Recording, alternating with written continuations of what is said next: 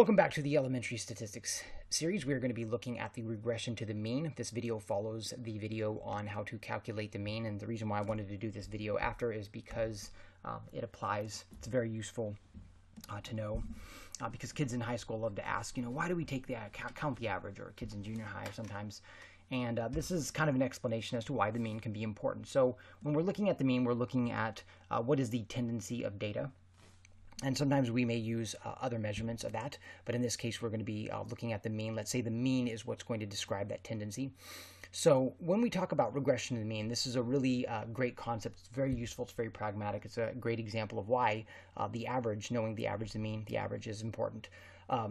This is something that can be very useful on an individual level. It can be useful like in medicine. It can be useful if you're troubleshooting.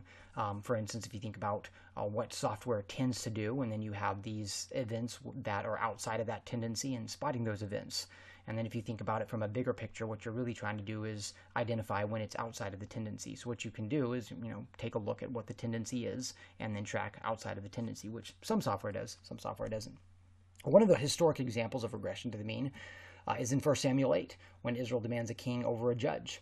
And their argument or their reasoning is so that we can be like all the other nations of the world, which is we want to be like the mean. Everyone else has one. That's the tendency. We're right now the outlier, or we're the exception, or we're outside of the tendency with our judge, so we want to be like everyone else. And so basically what we're talking about when we talk about regression to the mean is that over time, data will move toward the central tendency. For an example, when we talk about measurements of a population may be outside of the tendency, but as more measurements are taken, we'll see a higher probability of data inside the tendency. If we were to take, let's say, the temperature of all humans on Earth, the body temperature, I'm going to use Fahrenheit, and I know that most of you are not American, so you can make fun of me for using Fahrenheit, but it's about 98.6 degrees is normal. There will be some who fall outside of that tendency because they may be sick, or maybe they just have lower or higher body temperatures, a little bit lower or higher. But if we just kept running that study over time, we would see a tendency of body temperature. And that's what allows us to determine whether someone is, running the fever with our tools. We say, oh, this is, 102. This person normally runs, 98 to 99. And so another way of looking at that as well is if we were to randomly pull people out of the population and see what language they spoke. If they only spoke one language, we might run into some people that speak, some unusual language, like on the left tail, as far as they can't communicate with anyone, like Klingon or whatnot, which is a made-up language from what I understand. But as we pull more and more data points, we're going to find, like English, Mandarin, Spanish, Hindi, the more common languages. The languages are going to conform to a tendency where there's, I think someone was telling me 10 to 15 languages, like 70 to 80% of the world speak. And so we're going to see that pattern come out. But at the time, if we take just one or two random points, we could get, some outlier values. So just an example, some further examples of this that are somewhat practical. I believe this was a couple of years ago. This article was written in the Wall Street Journal. The $140,000 a year welding job. So, and this is a great, headline that will generate a lot of page clicks, because it did, and it generated a lot of comments.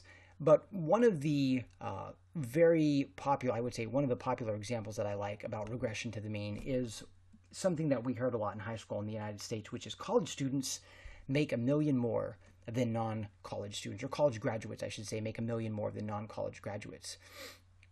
The problem with that statement and that advice, if you're going to give it to people, is how true is that advice as more people follow that advice? How true is that statement going to be in the future? Essentially what we're saying is, going back to the bell curve here, if college graduation or college graduates becomes the tendency of data, then it's no longer the exception, right? It becomes the rule. It's no longer the exception.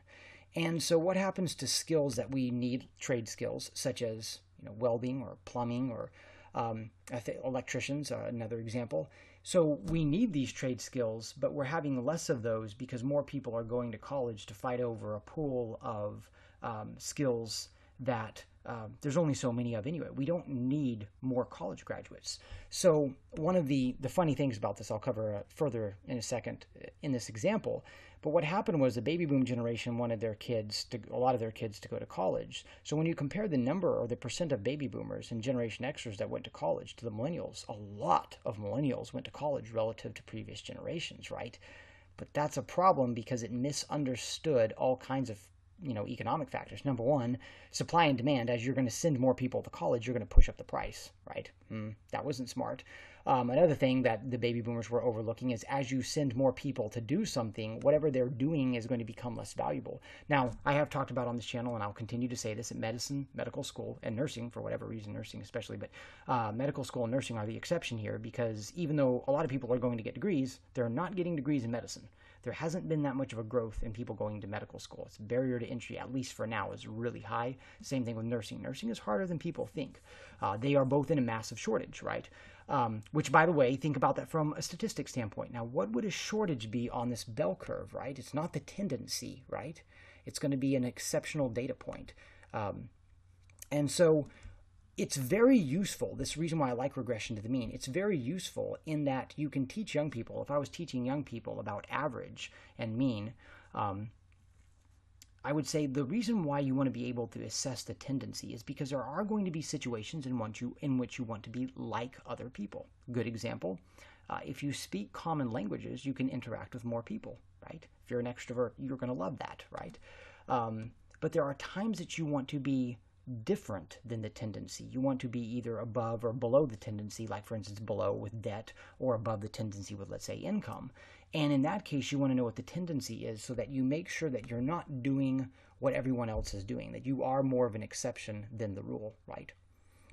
And so that is actually very useful. That's where understanding average can be useful. One of the ways that Dave Ramsey says it, which I think is pretty good, which is if you live like no one else, if you live on the far right side of the bell curve in one area, you're going to live like no one else because you're going to live on the far right side of the bell curve in another area, right? So assess the tendency of every situation and the desired outcome.